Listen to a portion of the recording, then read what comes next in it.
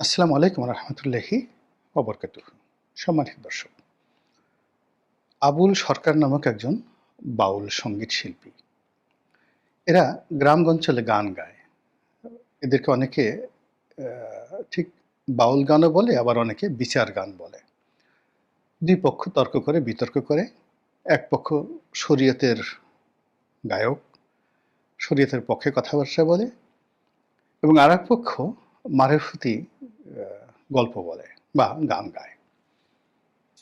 আবহমান বাংলায় শত শত বছর ধরে এই জিনিসগুলো চলছে, এবং এখানে তারা যে সকল কথাবার্তা বলে 99% এখানে গল্প, গুজব এবং বানানো মনগড়া কথাবার্তা। এদের লেখাপড়া খুব অল্প, নাই বললেই চলে, কিন্তু এরা স্বভাবজাত কবি। ঘন্টার পর ঘন্টা তারা ছন্দ রচনা করে যাচ্ছে, সুর রচনা করে যাচ্ছে। তো এই যে আবুল সরকারের মতো, যেমন আমাদের দেশে আব্দুর রহমান বয়াতি ছিলেন, অনেক ভালো ভালো বয়াতি ছিলেন। তারপরে এই যে মমতাজ, শিল্পী মমতাজ, এরা মূলত মানে যাকে বলা হয় জাত কবি। এবং এই কবিয়ালদের মধ্যে যেমন রমেশ চন্দ্র শীল ছিলেন, রমেশ চন্দ্র না, রমেশ শীল ছিলেন। তারপরে আরো অনেকে বিখ্যাত বিখ্যাত কবিয়াল ছিলেন। এরা এই কাজগুলো করে আসছে, এবং এখন তারা যে কাজগুলো করছেন এটা আগের দিনে আরো বেশি করতেন। এবং এখন আমরা television, media, social media, cinema, নাটক এগুলো নিয়ে খুব ব্যস্ত থাকি।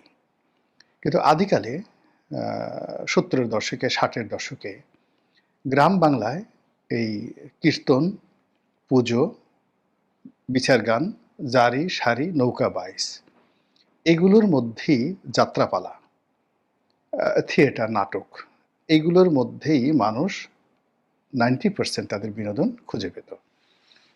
এবং মানুষ 10 কিলোমিটার, 20 কিলোমিটার, 30 কিলোমিটার তারা পাড়ি দিয়ে পায়ে হেঁটে এই বিচার গান শুনতে যেতেন। হাজার হাজার মানুষ খালি গলায় এই বিচার গান শুনতেন।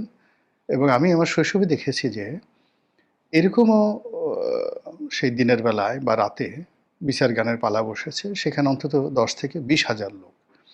কিন্তু ওই আমাদের কোনো মাইক ছিল না, খালি গলায় তারা শুনছেন, পিন পতন নীরবতা।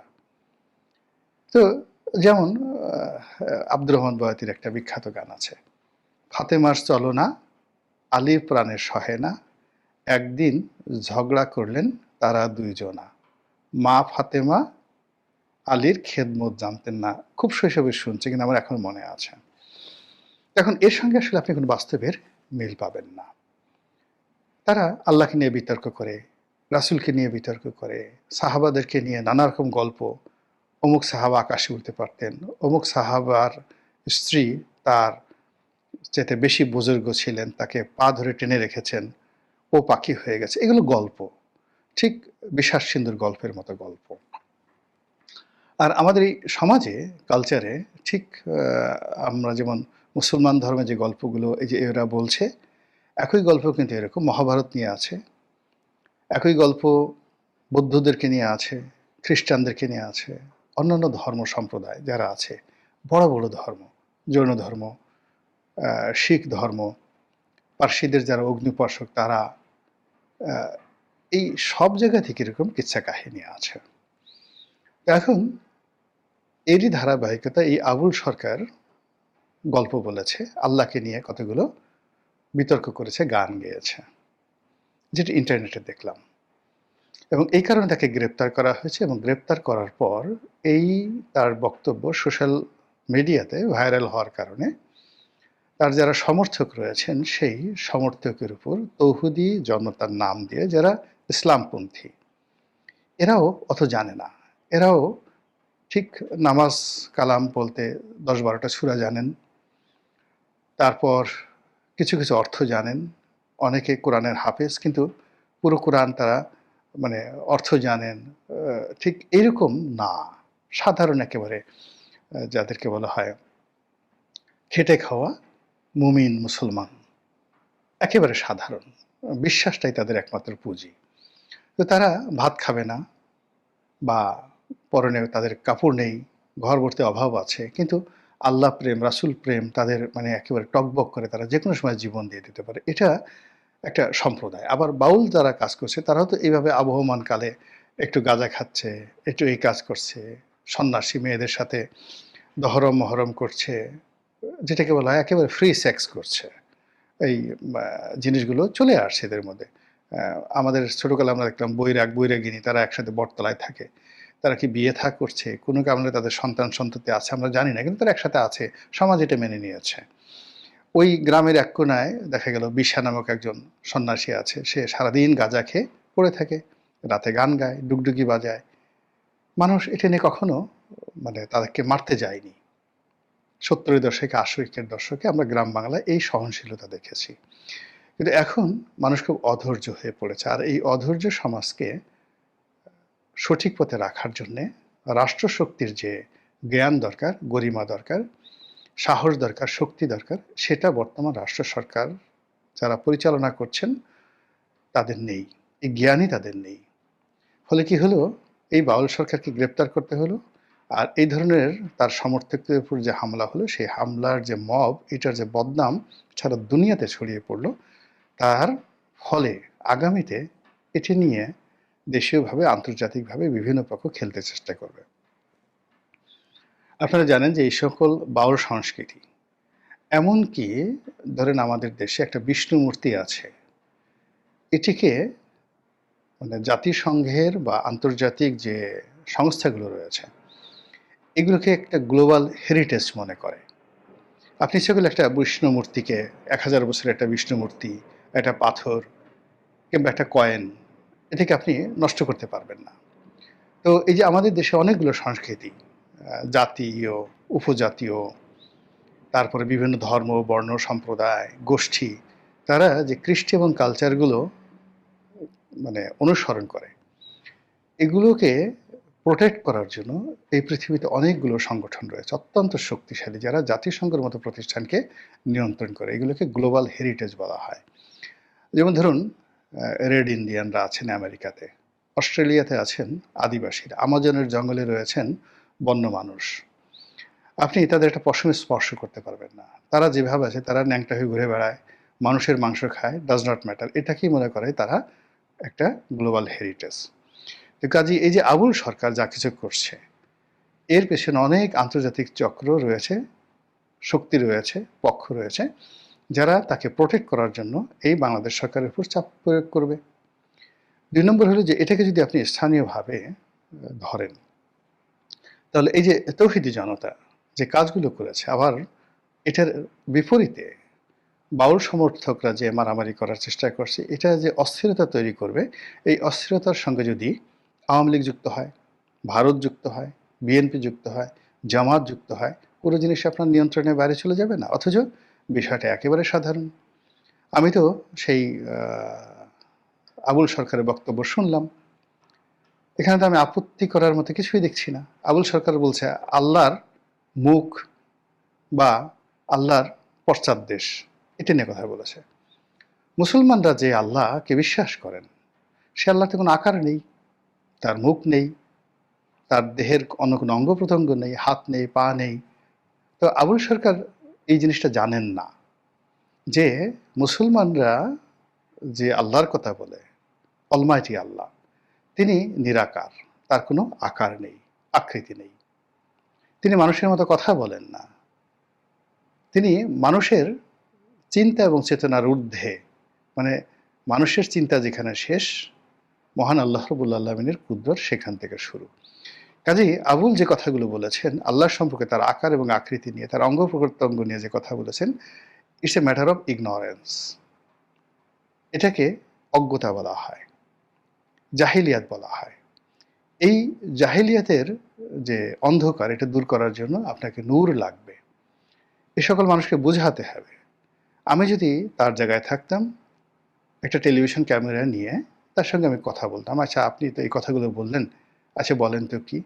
তিনি নিঃসন্দেহে লজ্জিত হতেন, তিনি তওবা করতেন, লজ্জিত হতেন। কিন্তু সেটা না করে আমরা তাকে গ্রেপ্তার করে তাকে আরও বিপদের মুখে ফেলে দিলাম, আমরাও বিপদের মধ্যে পড়লাম। দ্বিতীয়ত তিনি অন্য যে কথাগুলো বলেছেন, অন্য কথাগুলো বলেছেন যে আল্লাহ বলেছেন যে আমি প্রথম এই কাজ করেছি, মানে উনি 4টি প্রসঙ্গ বলেছেন যে আমি আগে সৃষ্টি করেছি আমার মহব্বতকে। আবার আরেক জায়গায় বলেছেন আমি আগে সৃষ্টি করেছি এটাকে, তারপরে ওটাকে।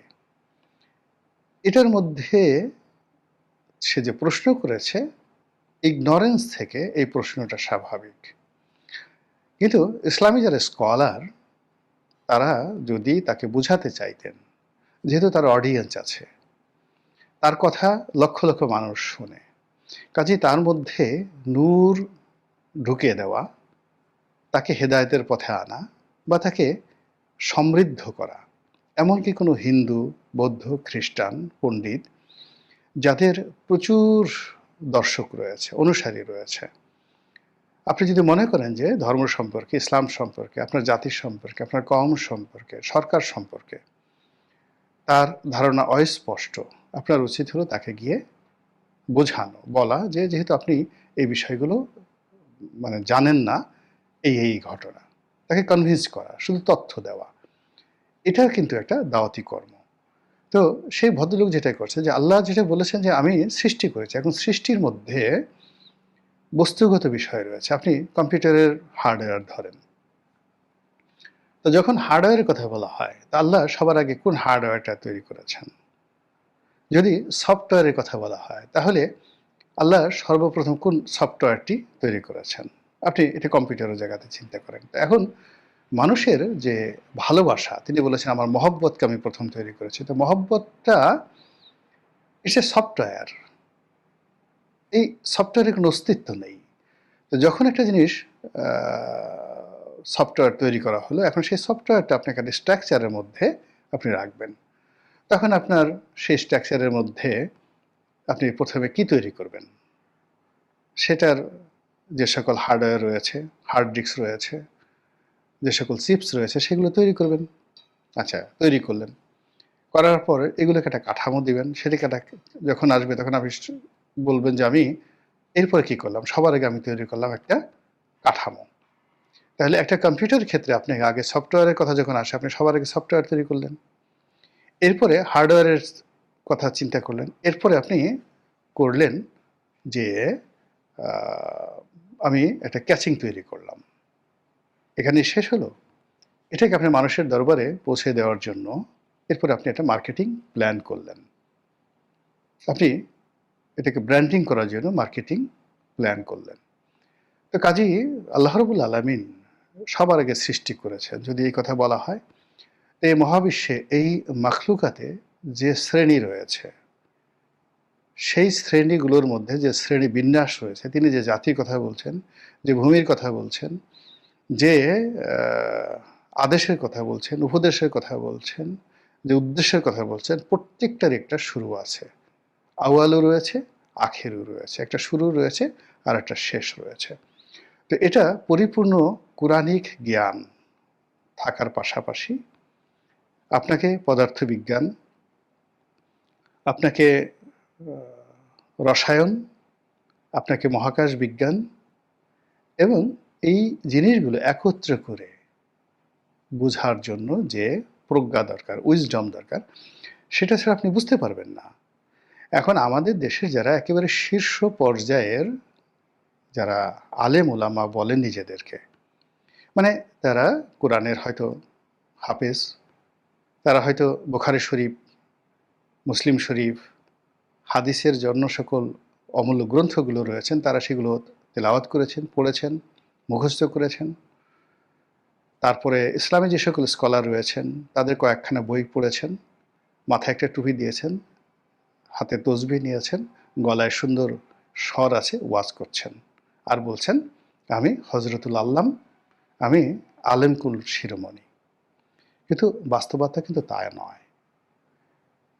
ইসলামে আমরা যাদেরকে স্কলার বলি ঐতিহাসিকভাবে, তারা একই সঙ্গে অঙ্কবিদ ছিলেন। আপনি যদি আল বেরুনির কথা চিন্তা করেন, ইবনে সিনার কথা চিন্তা করেন, জাবির আল হায়ানের কথা চিন্তা করেন, তারা সবাই, ইভেন যারা বিভিন্ন মাযহাব তৈরি করেছেন, ইমাম মালিকের কথা চিন্তা করেন, ইমাম আহমদ ইবনে হাম্বলের কথা চিন্তা করেন, তারা অনেকগুলো গুণে গুণান্বিত ছিলেন। তারা কবি ছিলেন, তারা সাহিত্যিক ছিলেন, তারা বিজ্ঞানী ছিলেন, তারা অঙ্কশাস্ত্রবিদ ছিলেন, তারা লেখক ছিলেন, আরও অনেক কিছু। সম্মিলিতভাবে একটা জিনিস হওয়ার পরেই তারা একটা মতাদর্শ প্রচার করেছিলেন।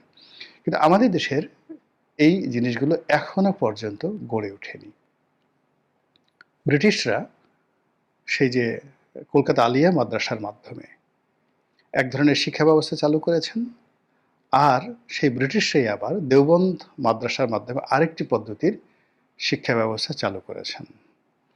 অথচ আমাদের দেশের যে ইসলামিক কৃষ্টি এবং কালচার, এটা মুঘল যুগে কেমন ছিল, সুলতানি যুগে কেমন ছিল, কিংবা আব্বাসীয় খিলাফতের জমানাতে কেমন ছিল, অটোমানদের জমানায় কেমন ছিল, সেগুলোর যে ধারাবাহিক যে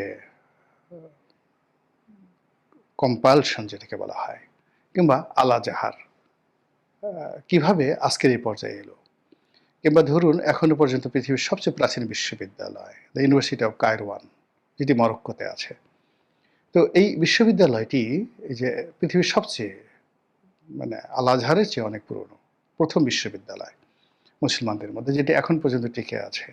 আমাদের এখানে তক্ষশিলা ছিল, নালন্দা ছিল, কিন্তু সেগুলো টিকে নেই। কিন্তু এই কায়রোয়ান এবং আল আজহার এই দুটো বিশ্ববিদ্যালয় টিকে আছে। তারপরে অক্সফোর্ড, ক্যামব্রিজ। তো এখানে যেভাবে অক্সফোর্ডে বা ক্যামব্রিজে, হার্ভার্ডে যেভাবে ইসলাম চর্চা হয়, আপনাদের যারা আলেমুলামা আছেন তাদের মাথা খারাপ হয়ে যাবে। আলিগড় বিশ্ববিদ্যালয়ে যেভাবে ইসলাম চর্চা হয়, আমরা এগুলো জানি না।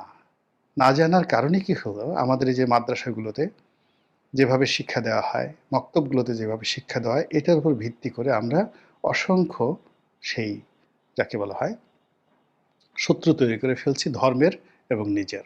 তারই ধারাবাহিকতা এই বাউল আবুল সরকার, সম্ভবত তার নাম, এই ভদ্রলোকের সঙ্গে যা করা হচ্ছে, তিনি যা করেছেন আবুল সরকার, এটা একেবারে অজ্ঞতা, না বোঝার কারণে, অথবা কোনো কারণে তার ভিতরে ম্যালিস থাকতে পারে ধর্মকর্ম সম্পর্কে। তিনি ধর্মীয় সম্প্রদায় দ্বারা মারাত্মকভাবে ক্ষতিগ্রস্ত, এই কারণে তার সেই মনের ক্ষোভ তিনি ঝেড়েছেন। আবার তার এবং তার সমর্থকের উপর যারা করেছেন, আমি বলবো তারাও ইগনোরেন্স থেকে করেছেন। এখানে যারা সমাজের নেতৃত্ব স্থানীয় ব্যক্তিত্ব রয়েছেন বিভিন্ন পেশা